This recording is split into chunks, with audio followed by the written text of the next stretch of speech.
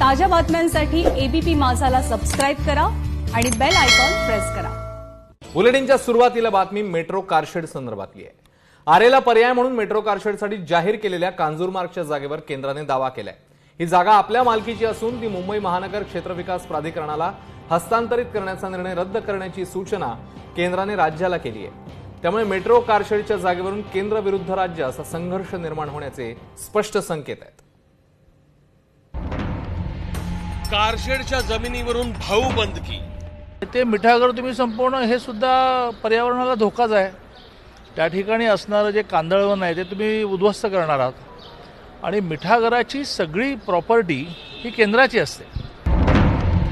कारशेडच्या जमिनीचा मालक कोण?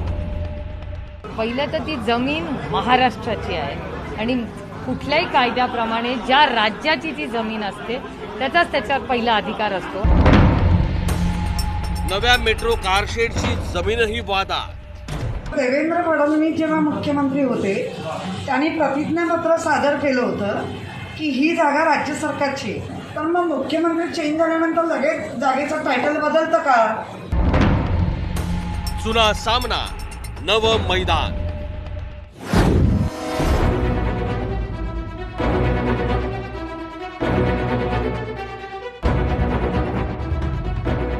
एक नवा रुपयाही जादा खर्च होणार नाही अशी घोषणा मुख्यमंत्र्यांनी केली आणि आरेच्या जंगलातलं कारशेड थेट कांजूरमार्गच्या खारफुटीमध्ये शिफ्ट केलं। पण आता त्याच जमिनीवरून केंद्र आणि राज्यामध्ये मालकी हक्कावरून वादावादी सुरू झाली आणि त्याचा पुरावा आहे या जमिनीवर उभारलेला हा नवा कोरा फलक।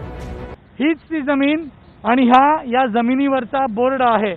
या बोर्डावर ही जमीन केंद्र सरकारच्या सॉइल डिपार्टमेंटच्या मालकीची असल्याचा दावा केला गेला आहे आणि या जमिनीवर कोणीही अतिक्रमण केल्यास त्यावर कायदेशीर कारवाई करण्यात येईल असा इशाराही देण्यात आला आहे।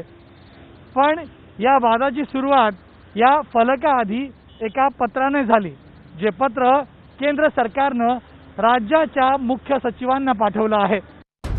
केंद्राच्या उद्योग संवर्धन आणि अंतर्गत व्यापार मंत्रालयानं राज्य सरकारला पत्र पाठवलं आणि त्या पत्रामध्ये या कारशेडच्या जागेवर आपला हक्क सांगितलाय। या पत्राचा मजकूर काय आहे तेही बघा। कांजूरमार्गची जागा मिठागराची असून त्यावरचा हक्क आम्ही सोडलेला नाही। MMRDAने यापूर्वीही या जागेवर प्रकल्प उभारण्याचा प्रस्ताव पाठवला होता, मात्र तो फेटाळण्यात आला। आता या जागेवर विना परवानगी कारशेड उभारलं जात असून ते चुकीचं आहे। त्यामुळे केंद्र सरकारचं मोठं नुकसान होतंय। त्यामुळे या प्रकरणी तातडीनं हस्तक्षेप करत MMRDAनं सुरू केलेलं कारशेड उभारणीचं काम तातडीनं थांबवावं आणि ही जागा MMRDAला हस्तांतरित करण्याचा आदेश रद्द करण्याचे आदेश जिल्हाधिकाऱ्यांना द्यावे। पण खरंच ही जागा केंद्राच्या अखत्यारीत आहे का?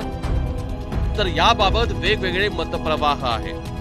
काही अधिकाऱ्यांच्या मते ही जमीन केंद्र सरकारच्या उद्योग संवर्धन आणि अंतर्गत व्यापार मंत्रालयाची आहे। इथं 1930 पासून मीठ तयार केलं जातं, पण 1980 मध्ये राज्य सरकारनं या जमिनीच्या मालकी हक्काचा दावा केला। तेव्हापासून केंद्र सरकार आणि राज्य सरकारमध्ये या जमिनीवरून वाद आहेत। म्हणूनच या जमिनीवर कोणत्याही प्रकारचं काम सध्या होत नाही। तर दुसरीकडे काही अधिकाऱ्यांचं असं मत आहे की जमीन संपूर्णपणे राज्य सरकारच्या मालकीची आहे।